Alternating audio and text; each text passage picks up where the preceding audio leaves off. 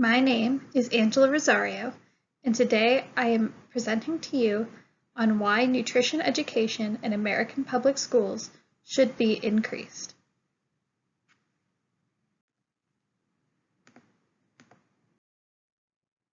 Nutrition education is defined by the Washington State Department of Social and Health Services as any set of learning experiences designed to facilitate the voluntary adoption of eating and other nutrition-related behaviors conducive to health and well-being.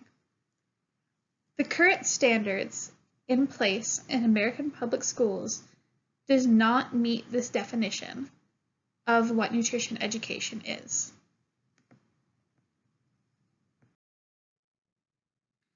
Currently, 61% of schools have no nutrition education coordination. What this means is that individual teachers are responsible for providing their own materials to teach nutrition. They don't have anyone that they're reporting to, and the school does not sponsor new materials being brought in. This means that materials that are being used may be outdated or just plain inaccurate. Additionally, less than 1/3 of schools provide thorough coverage on topics related to motivation, attitudes, and eating behaviors. And this is important because this goes back to what the definition of nutrition education is. Right now, what we have in American public schools is geared towards passing a test instead of making lifestyle changes that will lead to overall well-being. Potential benefits of having better nutrition education in schools are that early intervention, such as with children in elementary, middle, and high schools, is one of the most effective methods of creating or changing behaviors. So the younger we start, the more likely that these are going to create habits that carry on throughout their lifetimes. And programs with longer and more contact hours get more positive results. So if we can create a program that rolls over from elementary to middle to high school, and they're getting the same message throughout their lives, they are more likely to have success in eating healthy. Some statistics that we need to worry about because they affect current generations is that over the past 3 decades, childhood obesity has more than doubled for children ages 2 to 5 and adolescents aged 12 to 19 years. And it is more than tripled for children aged 6 to 11. Some of the consequences of a poor diet that the Centers for Disease Control and Statistics point out are increased of lung, esophageal, stomach, colorectal, and prostate cancers, increased risk of becoming overweight or obese due to energy imbalance, as well as poor overall health, which affects cognitive development and school performance. All of these things are important to the health, growth, and development of teenagers. Essentially, if children aren't eating right and they don't know how to eat right, they're not going to do as well in school. And if they don't do as well in school, then all of your ratings for standardized testing go down, and it doesn't make the school district look as good as it could.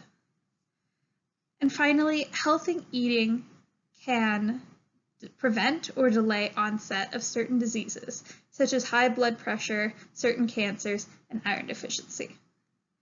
These are things that are becoming more and more common and at younger and younger ages. And part of that is due to these childhood errors in eating habits. So the sooner we can change that and work on making healthier choices for children and teaching them how to make these healthy choices for themselves, the less we will see these diseases. Now, the big issue surrounding all of this is that the cost is high. And in reality, that's not the case. There are so many things that can be done, and not all of them have to be done at once. Starting to make changes in schools do not have to be done all at once. It can be things such as maybe this year we hire or train a coordinator so that all the teachers are teaching the same thing. Or maybe we bring in new textbooks so that teachers aren't having to go and get their own. If you make one change a year or 2 changes a year, we will see progress sooner than anyone knows it. Secondly, quality of life in the end is going to be more important than money. Because with the current medical advancements that we have, people are living longer and longer and longer. However, if trends continue the way they are with obesity on the rise, diabetes on the rise, that quality of life is not going to be very high. You may live into your 30s having a high quality of life and get heart disease, get diabetes, get very obese, get to the point where you're not enjoying life anymore.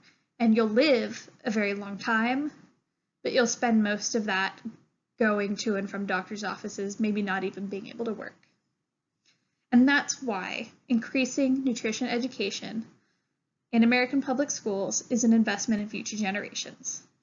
These children are people who are going to be entering the workforce.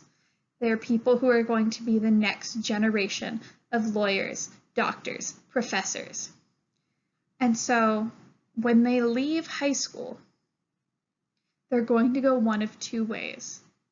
They're either going to go into the workforce, either directly or through college or trade school, but in the end they will end up in the workforce, or they will end up so sick that they will end up spending most of their lives going back and forth from doctors' offices. And that places a burden on taxpayers, because then they end up on benefits that taxpayers pay for.